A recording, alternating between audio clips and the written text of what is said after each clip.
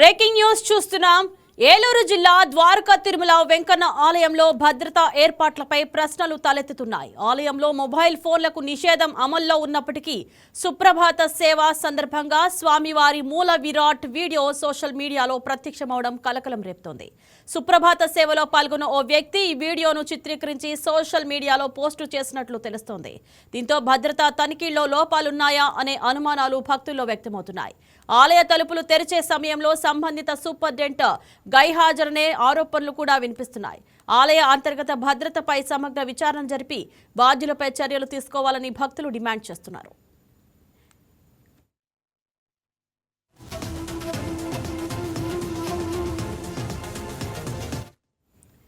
ఇక ఇదే అంశం గురించి మరింత సమాచారం మా కరెస్పాండెంట్ మురళి ఫోన్ ద్వారా సిద్ధంగా ఉన్నారు.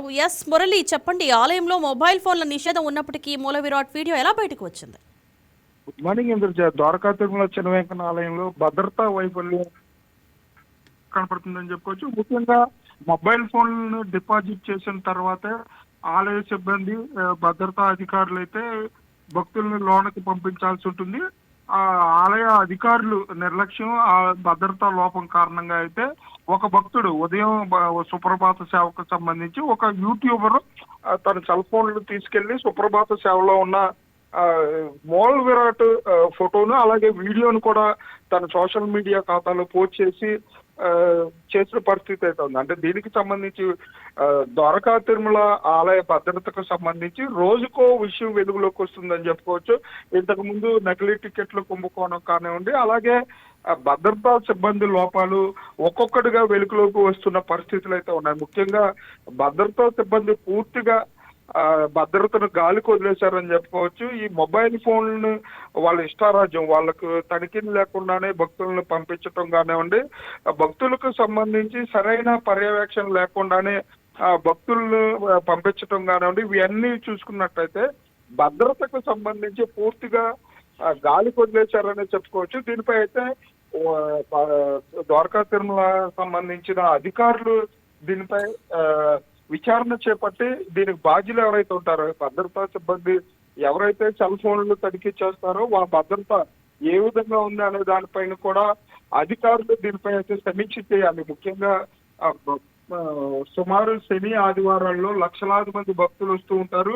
అలాగే ఆలయ భద్రతకు సంబంధించి కూడా భద్రత పెంచాలి. ముఖ్యంగా ఆలయంలో పోలీసులు భద్రత కానివ్వండి, భద్రతకు సంబంధించి కూడా సరిగా లేదనే వాదనలు కూడా ఉన్నాయి. దీనిపై అయితే దేవాదాయ శాఖ అధికారులు అలాగే భద్రతా అధికారులు కూడా దీనిపై సమీక్ష చేసి దీనికి బాధ్యులు ఎవరైతే ఉన్నారో వారిపై చర్యలు తీసుకోవాలని కూడా భక్తులు కోరే పరిస్థితులు ఉన్నాయి. ముఖ్యంగా భక్తుల మనోభావాలకు సంబంధించి ఒక యూట్యూబర్ ఉదయం నుంచి కూడా అక్కడే సుప్రభాత సేవలో ఉన్న సమయంలో ఈ వీడియో తీసి ఆ వీడియో తన సోషల్ మీడియా అకౌంట్ లో పోస్ట్ చేయటం కానివ్వండి, వీటిలన్నిటిపైన కూడా అదే సమయంలో డ్యూటీలో ఉండాల్సిన సూపరింటెండెంట్లు కూడా ఎవరు సరైన సమయానికి రావట్లేదు. సూపరింటెండెంట్లపై కూడా పర్యవేక్షణ లేదు.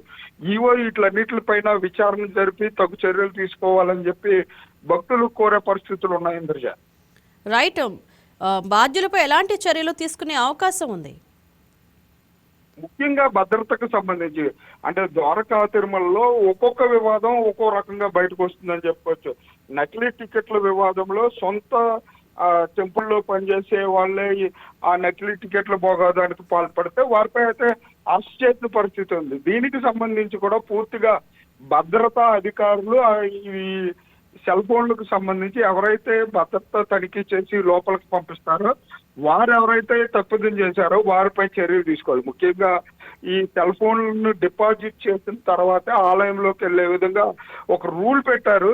ఆ రూల్ని అయితే తుంగలకు తొక్కి భక్తులు కానివ్వండి, కొంచెం ఇన్ఫ్లుయెన్స్ ఉన్న వ్యక్తులు సెల్ ఫోన్లు పట్టుకుని వెళ్ళిపోయి మూల విరాట్లని వీడియోలు తీస్తూ ఫోటోలు తీస్తూ కూడా సోషల్ మీడియా అకౌంట్లో పోస్ట్ చేస్తూ ఆలయ భద్రతను ప్రశ్నార్థంగా మారుస్తున్నారని చెప్పుకోవచ్చు. దీనికి సంబంధించి ఎవరైతే బాధ్యులు ఉన్నారో వారిపైన ఆలయ అధికారులు, టెంపుల్ అధికారులు కూడా దృష్టి సారించాలి, వారిపై చర్యలు తీసుకోవాలని చెప్పి భక్తులు కోరుతున్నారు. ఇంద్రజ, రైట్.